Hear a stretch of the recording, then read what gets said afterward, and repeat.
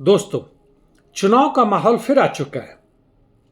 बड़े स्तर पर नहीं, दो राज्यों में, फिर आगे आने वाले समय में भी आएगा। अभी जम्मू कश्मीर में जहां फिर से तोड़ जोड़ शुरू हो गया है, भारतीय कांग्रेस पार्टी और नेशनल कॉन्फ्रेंस में समझौता हो गया है। हरियाणा में है जहां जेजेपी, जो भाजपा का कहने के लिए बड़ा दुश्मन था पिछले चुनाव में, और कस्में खाई थी दोनों ने एक दूसरे से कि चुनाव में कुछ भी नतीजा एक साथ नहीं मिलेंगे, और चुनाव का नतीजा आने के 1 घंटे के अंदर में दोनों एक साथ आ गए। अब फिर कहते नहीं, अब सवाल नहीं, अब हम एक दूसरे के साथ नहीं आएंगे। एक दूसरे के प्रति बहुत गालियां दे रहे हैं, वगैरह वगैरह दे रहे हैं, ताकि वोट जाए तो एक ही दूसरे के पक्ष में रहे, बाहर ना जाए। अंदरूनी मामला है, और बाहर भी जाता है कांग्रेस को तो आखिर किसको जाएगा, कहाँ जाएगा? ये जो कांग्रेसी नेता बन के, नए नेता बन के उभरेंगे, एमएलए वगैरह जो भी बनेंगे, वो क्या आपके लिए काम करेंगे? मेहनत कश आवाम के लिए काम करेंगे? समाजवाद के लिए काम करेंगे? यदि आपका जवाब हाँ में है तो फिर आप दिवा स्वप्न देखते रहिए। वैसे भारत लगता है और कुछ का देश हो ना हो, जहां तक रिलीजन, कास्ट, क्षेत्रीयतावाद, व्यक्तिवाद, देशवाद का जबरदस्त आधार बन चुका है, वहीं लगता है कि चुनाव का भी बन चुका है। एक चुनाव गया नहीं, दूसरा आ जाता है।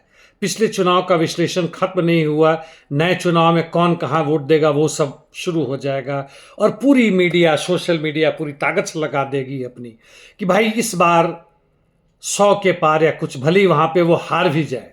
लेकिन इस तरह की बातें की जाएंगी। जहाँ तक चुनाव विश्लेषण, आंकड़ा और जितने बात हैं, शुद्ध रूप से 100% बकवास है।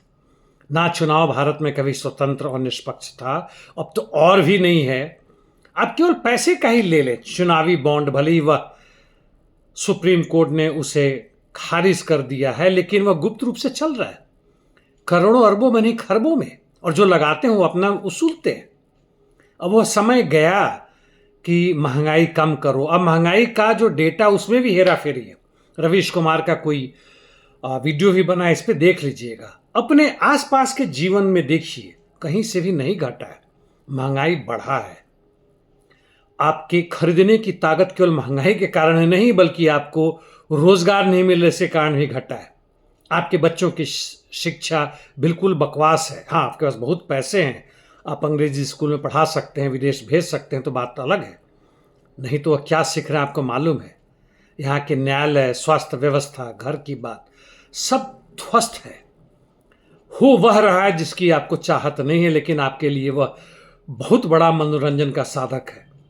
हमारे देश के नेता कहाँ जा रहे हैं, विदेश के नेता कब आ रहे हैं, क्यों आ रहे हैं, किस तरह की बकवास है जुमले पैदा कर रहे हैं, पूरी दुनिया में विश्व की बात कर रहे हैं, क्लाइमेट को अच्छा बना रहे हैं, देश पे, पूरे धरती पर स्वर्ग उतार रहे हैं। लेकिन 8 अरब में से तकरीबन 7 अरब और 90 खरब, खरब नहीं, करोड़, 900 करोड़ बाकी लोग हैं, केवल 10,100 करोड़ के आसपास लोग जो हैं उस हालात में हैं जहां उनकी अपनी रोजी रोटी की चिंता नहीं करनी पड़ती है। लेकिन मुख्य रूप से जो इस पर कंट्रोल करते हुए 1% से भी कम है।